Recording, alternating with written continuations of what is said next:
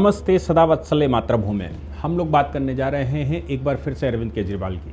और अरविंद केजरीवाल तो स्यापा करने में, अगर किसी को कहा जाए कि भाई स्यापा करने में कौन सा पॉलिटिशियन देश में नंबर 1 है, तो अरविंद केजरीवाल हैं। हालांकि पिछले कुछ समय से स्यापे के मामले में ममता बनर्जी भी कुछ कम नहीं है। दोनों अपने आप को भाई बहन भी कहते हैं और भाई बहन दोनों मिलकर पता नहीं क्या क्या स्वांग रचाते रहते हैं। अरविंद केजरीवाल ने आज जो किया है, मैं समझता हूं कि अरविंद केजरीवाल को ताउम्र जेल में रहने की वो रास्ता दिख रहा है। अरविंद केजरीवाल जेल में जाएंगे, ये मैं अभी आपको घोषणा करता हूं। और मैं ये बताता हूं कि कानूनी कारण कौन से ऐसे कारण हैं। ये मुकदमा छोड़ दीजिए, मैं उस मुकदमे की बात नहीं कर रहा हूं। यानी कि अगर हम बात करें कि वो केस हटा दीजिए, कौन सा, ये आबकारी घोटाले वाला, आबकारी घोटाला केस हटा दीजिए। उसके बाद अब जो उन्होंने ड्रामा करना शुरू किया है, ये भी अपने आप में एक अपराध है। और इस अपराध की सजा आप समझ लीजिए क्या हो सकती है। अरविंद केजरीवाल ने एक चिट्ठी ऑनरेबल जस्टिस स्वर्णकांता शर्मा को लिखी। पहले उन्होंने एक चिट्ठी लिखी थी चीफ जस्टिस को। चीफ जस्टिस ने मना कर दिया था कि भाई कोई कारण नहीं बनता, जो आप कारण बता रहे हो वो कारण नहीं बनता। फिर उन्होंने जुडिशल साइड जाने की ठानी और उन्होंने ऑनरेबल जस्टिस स्वर्णकांता शर्मा की अदालत में ही एक रेक्यू एप्लीकेशन लगाई। रेक्यू एप्लीकेशन पर बाकायदा 2 दिन सुनवाई ऑनरेबल कोर्ट ने की। एक बार नोटिस जारी किया और सुनवाई की। अरविंद केजरीवाल ने वहां पर भी बदतमीजी से यह कहा था कि सॉलिसिटर जनरल यहां पर उपस्थित हैं, मैं चाहता हूं कि सीबीआई या सॉलिसिटर जनरल इस मामले में ना बोलें। उन्होंने ये भी कहा था उस समय कि ये हमारी और आपकी वार्ता है, ये कोर्ट से मेरा डिससेटिस्फैक्शन है, इसलिए मैं कोर्ट से बात करने आया हूं, मैं कोर्ट को कन्विंस करने आया हूं, सॉलिसिटर जनरल नहीं बोलेंगे और ईडी और सीबीआई का ये केस नहीं है इसलिए नहीं बोलेंगे। इतनी जानकारी उनको है, यानी कि इतना उनको मालूम है कि किसके विरुद्ध ये मामला है। तब उन्होंने आबकारी केस को अलग हटाया था और ये कहा था इस आबकारी शराब घोटाले वाले केस की सुनवाई हम नहीं करने आए, हम तो इस बात की सुनवाई करवाने आए हैं कि क्या मुझे न्यायालय से न्याय मिलेगा और न्यायालय से न्याय मिलना क्या संभव है। और उन्होंने एलिगेशन लगाए थे, मैंने उसको पूरा एक्सप्लेन किया था, जिसमें उन्होंने कहा था आपके बच्चे भी वकील हैं, आपके बच्चे सरकार के पैनल पर हैं, आप अधिवक्ता परिषद के सेमिनारों में लीगल अपग्रेडेशन ओरिएंटेशन के लिए जाती हैं और आपने पहले हमको कभी रिलीफ नहीं दी। आपने जो मामले आपकी अदालत में गए उनमें सब में आपने हमको घसीट कर मारा है। ऐसी परिस्थिति में अब फिर से जब नीचे वाले कोर्ट ने हमारे फेवर में ऑर्डर कर दिया तो आप उसको पलट ही देंगी, ऐसा मुझे लगता है। और आपने जो सीबीआई के लिए कमेंट मैंने करवाया नीचे से, या नीचे से कमेंट हुआ, उसको फ्रीज कर दिया। आपने सीबीआई को तोता बताने से मना कर दिया। ऐसी परिस्थिति में न्याय मुझे नहीं मिलेगा। ऑनरेबल जस्टिस स्वर्णकांता शर्मा ने उनकी पूरी सुनवाई की थी और सुनवाई के बाद उन्होंने एक डिटेल ऑर्डर दिया था। वो डिटेल ऑर्डर अरविंद केजरीवाल चाहते तो चैलेंज करते, वो डीबी में चैलेंज हो सकता था, वो सुप्रीम कोर्ट में भी चैलेंज हो सकता था। लेकिन अरविंद केजरीवाल को ये बात मालूम है कि जो एलिगेशन उन्होंने लगाए हैं, या और उनके तमाम मित्र वकील हैं, उन्होंने उनको सलाह दी होगी और ये बताया होगा कि जो एलिगेशन तुमने लगाए हैं वो एक भी एलिगेशन कोर्ट मानने वाला नहीं है। ये ट्रांसफर का कोई भी कारण नहीं बनता और अविश्वास का भी कोई कारण नहीं बनता, क्योंकि कोई भी जज जब ऑर्डर करता है तो उसके पीछे वो रीजनिंग लिखता है और जब वो रीजनिंग लिखता है तो वो रीजनिंग चैलेंज होती है। इस रीजनिंग को ही रेशियो कहा जाता है, यानी कि कोई भी जज अपने मन से कोई ऑर्डर नहीं कर सकता। उसको अगर कोई ऑर्डर करना है तो उसका रीजन और ऑबिटर और उसकी एक भूमिका उसको बतानी पड़ती है, कानून अप्लाई करना पड़ता है। और इसके अतिरिक्त जो कानूनी प्रिंसिपल इस्टेब्लिश हो चुके हैं कोर्टों में, वो कानूनी प्रिंसिपल्स उसको लगाने पड़ते हैं। और ये कानूनी प्रिंसिपल लगाने के बाद जब वो ऑर्डर करता है तो फिर से वो चैलेंज होता है, तो इन्हीं कानूनी प्रिंसिपल्स की फिर से व्याख्या होती है और उस व्याख्या में अपीलिंग कोर्ट निर्णय देता है।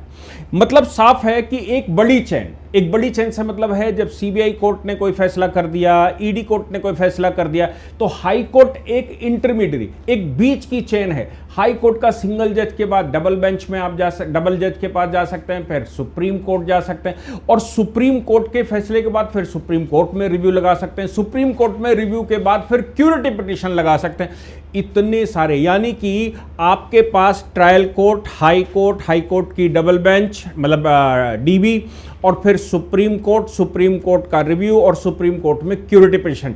6 अवसर आपके पास होते हैं। 6 अवसर में एक जज के खिलाफ आपको लगता है कि वो न्याय नहीं मिलेगा, बाकी 5 तो आपको न्याय देने वाले हैं। अगर बाकी 5 आपको न्याय देने वाले हैं और अभी आपके पास 4 अवसर हैं, यानी कि नीचे अगर राउस एवेन्यू कोर्ट को छोड़ दें तो 4 अवसर अभी ऊपर हैं, और 4 अवसर अगर ऊपर हैं तो आप 4 बार अभी और जा सकते हैं। तो कहां समस्या है? अगर ऑनरेबल जस्टिस स्वर्णकांता शर्मा कुछ गलत भी कर देती हैं आपके अनुसार, तो फिर कहां गड़बड़ है? फिर तो डीबी सुनेगी ना, डीबी सुनेगी तो वहां फैसला हो जाएगा, सुप्रीम कोर्ट फैसला कर देगा, और सुप्रीम कोर्ट में भी 3 बार सुनने का अभी आपके पास अवसर मिलेगा। फिर क्यों घबरा रहे हैं स्वर्णकांता शर्मा के अदालत में जाने से? क्योंकि अब उनको लगता है कि वो सिंपैथी उनको नहीं दे पाएंगी, और असली कारण यह है कि अरविंद केजरीवाल कंट्रोवर्सी खेल कर ही यहां तक पहुंचे और जेल भी गए। मैं बताता हूं 2-3 प्रकरण ऐसे हुए जिन प्रकरणों में हम सबको ध्यान देना चाहिए कि कैसे वो चले। अरविंद केजरीवाल जब 2013 में सरकार बनाए थे, उसके बाद 2014 में उनका इस्तीफा 49 दिन में हो गया था, इसलिए अरविंद केजरीवाल को AK-47 कहा गया था, AK-49 कहा गया था, अरविंद केजरीवाल 49 डेज।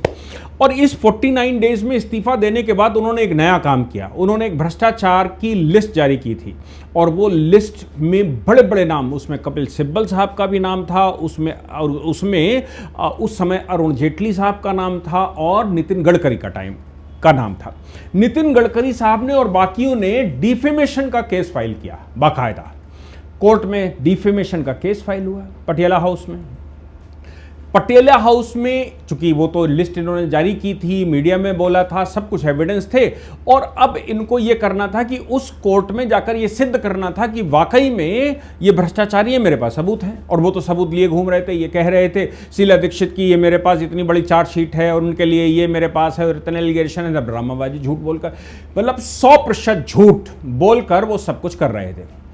गडकरी साहब वाले मामले में वो फंस गए। गडकरी साहब वाले मामले में इनको सम्मन हुआ, सम्मन के बाद वो पटियाला हाउस पहुंचे, और पटियाला हाउस कोर्ट के सामने पटियाला कोर्ट ने कहा कि तुम्हारे खिलाफ डिफेमेशन का मामला बनता है और प्रेमे फसाई बनता है, इसलिए आप जमानत करवाएंगे। तो इन्होंने कहा मैं कोई चोर नहीं हूं जो जमानत करवाऊं, मैं कोई उचक्का नहीं हूं जो जमानत करवाऊं, मैं कोई अपराधी नहीं हूं जमानत करवाऊं, मैं जमानत नहीं करवाऊंगा। एक बार जब उन्होंने कहा जमानत नहीं करवाऊंगा तो 2 दिन के लिए उनको कस्टडी में रखा गया। फिर 2 दिन पूर्ण होने पर वो फिर से आए, फिर उन्होंने कहा मैं जमानत नहीं करवाऊंगा, कोर्ट की प्रोसीडिंग में भाग नहीं लूंगा। और कोर्ट की प्रोसीडिंग में भाग नहीं लूंगा ये कहा तो फिर उनको जेल भेजा गया। फिर जब उनको जेल भेजा गया और ये उनको लगा कि नीचे का कोर्ट उनको बचाएगा नहीं और उनको जेल में सड़ा देगा, तब वो हाई कोर्ट पहुंचे। हाई कोर्ट जब वो पहुंचे तो हाई कोर्ट में उन्होंने कहा कि भाई देखो मैंने तो कोई अपराध किया नहीं, अपराधी तो ये लोग हैं, ये लोग सब घोटाले किए हैं, तो मुझे क्यों अंदर जेल में डाल रहे हो। तब हाई कोर्ट ने कहा था कानून की एक प्रक्रिया है केजरीवाल साहब, ये प्रक्रिया समझ लीजिए, और अब आपको जेल जाना पड़ेगा। मैं सलाह देता हूं कि आप जमानत करवा लीजिए, बॉन्ड भर दीजिए। तब उन्होंने 10,000 रुपये का बेल बॉन्ड भरा था क्योंकि उनको भरना ही था। अगर वो नहीं ऐसा करते तो एब्यूजमेंट ऑफ प्रोसेस के अपराध में अलग मुकदमा चलता और उनको जेल भेज दिया जाता। अरविंद केजरीवाल उस मुकदमे को लड़ते रहे। जब अरविंद केजरीवाल को ये लगा कि वो फंस गए हैं और वो बच नहीं सकते, उन्होंने दिल्ली में सरकार तो बना ली थी, 2018 में उन्होंने लिखित माफी मांगी, और उस समय उन्होंने कहा मैंने अनवेरिफाइड सोर्सेज के माध्यम से ये एलिगेशन लगाए थे, मेरे पास सोर्सेज तो थे लेकिन उनका कोई वेरिफिकेशन नहीं है, इसलिए मुझे माफ कर दिया जाए। सभी पॉलिटिशियंस को लगभग उन्होंने चिट्ठियां लिखी थी। उस समय आपको याद होगा कि उनकी चिट्ठी, उनका जो अपॉलजी है वो कोर्ट में एक्सेप्ट भी हो गया था, क्योंकि गडकरी साहब ने बड़ा हृदय दिखाते हुए उनको माफ़ कर दिया था और ये कहा था कि हम तुम्हें माफ़ करते हैं। माफ़ी अरविंद केजरीवाल के लिए होनी चाहिए थी कि नहीं होनी चाहिए थे, ये अब डिबेट का प्रश्न है, क्योंकि एक धूर्त पॉलिटिशियन वो माफ़ी मांगेगा और फिर वही करेगा। इस बार उनको लगा कि मैं जेल से बाहर आ सकता हूं, मैं बच सकता हूं। उन्होंने ऑनरेबल जस्टिस स्वर्णकांता शर्मा की अदालत पर ही सवाल खड़े कर दिए, उन्होंने हाई कोर्ट पर ही सवाल खड़े कर दिए, और जब उनके ऊपर हाई कोर्ट के सवाल खड़े हुए तो फिर वो जुडिशल साइड गए, जुडिशल साइड से क्लैरिफिकेशन आया तो उनको लग गया कि इसकी अपील भी अगर हम लेकर जाते हैं तो हमें कुछ होने वाला, कुछ लाभ होने वाला नहीं। ऐसी परिस्थिति में उन्होंने एक ओपन चिट्ठी लिखी। ऑनरेबल जस्टिस स्वर्ण कांता शर्मा को लिखी गई ये चिट्ठी अपने आप में कंटेम्प्ट ऑफ कोर्ट है। कंटेम्प्ट ऑफ कोर्ट का मामला तो ऐसा बनता है, देखिए अब आबकारी केस छोड़ दीजिए, आपको याद होगा बाबा रामदेव के केस में 2 जजेस की बेंच में सुप्रीम कोर्ट में मामला चल रहा था। सुप्रीम कोर्ट ने सिर्फ इतना कहा था, प्रेस कॉन्फ्रेंस नहीं करेंगे, आपके ऊपर जो एलिगेशन हैं उनको हम सुनेंगे, आप इसको पब्लिक प्रोपेगेंडा नहीं करेंगे। बाबा रामदेव ने उस पर प्रेस कॉन्फ्रेंस करके चैलेंज कर दिया था और इस परिस्थिति को ध्यान में रखते हुए ऑनरेबल कोर्ट ने ये कंटेम्प्ट माना था। और कंटेम्प्ट मानने के बाद बाबा रामदेव और उनके साथी जब कोर्ट में पहुंचे, सुप्रीम कोर्ट पहुंचे, तो वहां अपॉलजी सुप्रीम कोर्ट ने मानी नहीं, उनकी माफी नहीं मांगी। सुप्रीम कोर्ट ने कहा कि अब तुम्हें लिखित माफी मांगनी पड़ेगी, अखबार में ऐड दीजिए। उन्होंने एक छोटा सा ऐड दिया और कहा हम कोर्ट से माफी मांगते हैं। फिर उसके बाद सुप्रीम कोर्ट ने कहा पूरा फ्रंट पेज में दीजिए, लिखिए बाकायदा। तब बाबा रामदेव ने लिखित रूप से सभी न्यूज़पेपर्स में अपॉलजी मांगी थी। उसके बाद सुप्रीम कोर्ट ने कहा कि अब हम पुनः तुम्हारे केस पर आते हैं। यानी कि ये बीच में जो कंटेम्प्ट का मामला है, जब आपने कहा हम कोर्ट को नहीं मानेंगे, आपने कहा नहीं, किया वैसे ही। अरविंद केजरीवाल तो खुला रूप से कह रहे हैं कि मैं कोर्ट की नहीं मानूंगा, आपकी अदालत में प्रेजेंट ही नहीं होऊंगा, और साथ में कह दिया हम सत्याग्रह करेंगे। भारत की अदालत में स्वतंत्रता के बाद कोई एक ऐसा बचकाना नेता जो ये कह रहा है कि मैं सत्याग्रह करूंगा, और वो भी करप्शन के मामले में।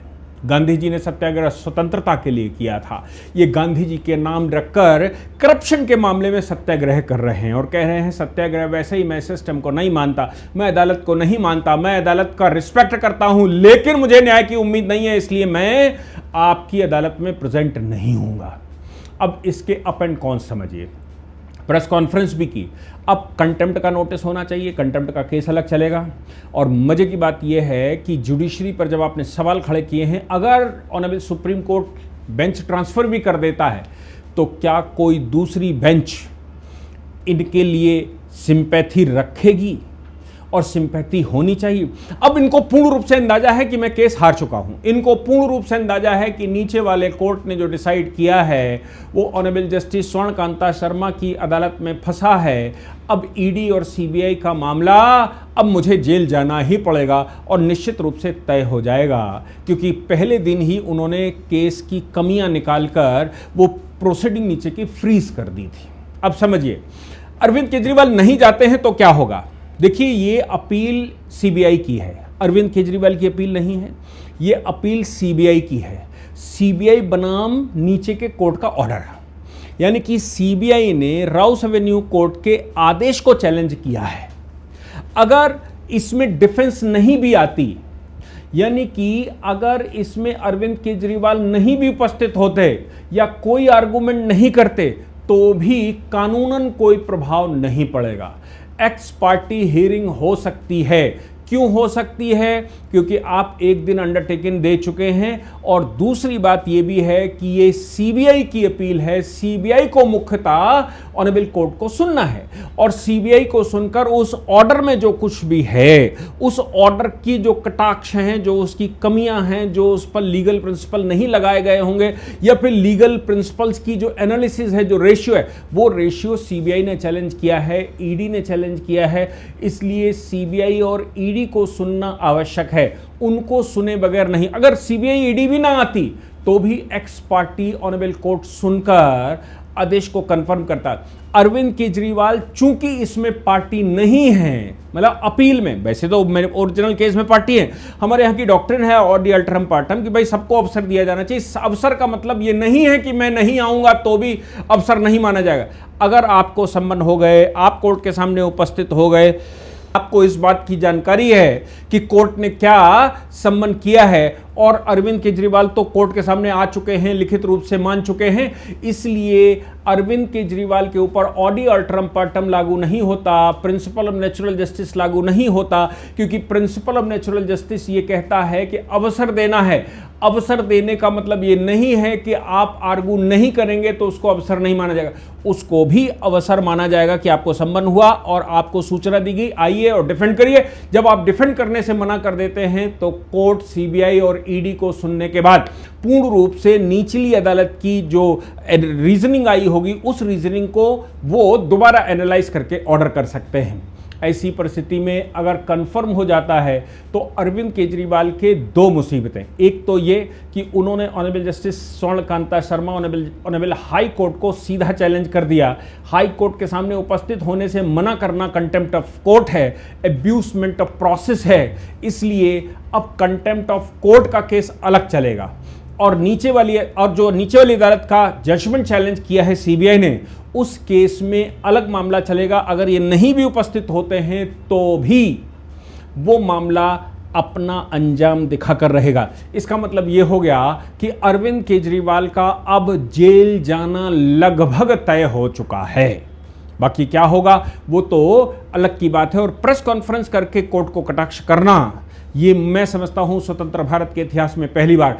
और परतंत्र भारत में भी केवल जब इस तरह के काम किए गए थे तो फिर स्वतंत्रता उस समय का मेन लॉजिकल क्वेश्चन था, करप्शन नहीं। उनमें कोई करप्ट पॉलिटिशियन या करप्ट आज़ादी का मत वाला अदालत का बहिष्कार नहीं कर रहा था। मैं समझता हूं बाल गंगाधर तिलक ने किया था। बाल गंगाधर तिलक एक बैरिस्टर थे और बैरिस्टर होने के बाद उन्होंने कहा कि मैं इस अंग्रेजी अदालत के सामने प्रेजेंट नहीं हूंगा। मैं इसलिए प्रेजेंट नहीं हूंगा क्योंकि मैं इनको योर लॉर्ड या माई लॉर्ड नहीं कह सकता, क्योंकि ये मेरे ऊपर शासन करने आए हैं, ये मेरे लॉर्ड नहीं हो सकते, मैं इनके सामने झुककर बात नहीं कर सकता। और ताउम्र उन्होंने कोर्ट जाने से मना कर दिया था। ये वो मामला आज़ादी का था। अब ये कह रहे हैं अरविंद केजरीवाल तो ये आज़ादी का मामला नहीं है, ये तो मामला ही कुछ और है और ये करप्शन का मामला है। करप्शन के मामले में केजरीवाल कैसे बचेंगे ये तो केजरीवाल ही तय करेंगे। अब मुझे लगता है कि अरविंद केजरीवाल ने पूरे सिस्टम को धता बताकर वही टैक्टिक अपनाने को वो जैसी सरकार बनाते समय झूठ बोल बोल कर किया था वैसा ही कुछ उन्होंने किया है और इसका परिणाम ये हो सकता है ताउम्र जेल। आगे क्या होगा ये हम लोग चर्चा करेंगे। जय हिंद, जय भारत, वंदे मातरम।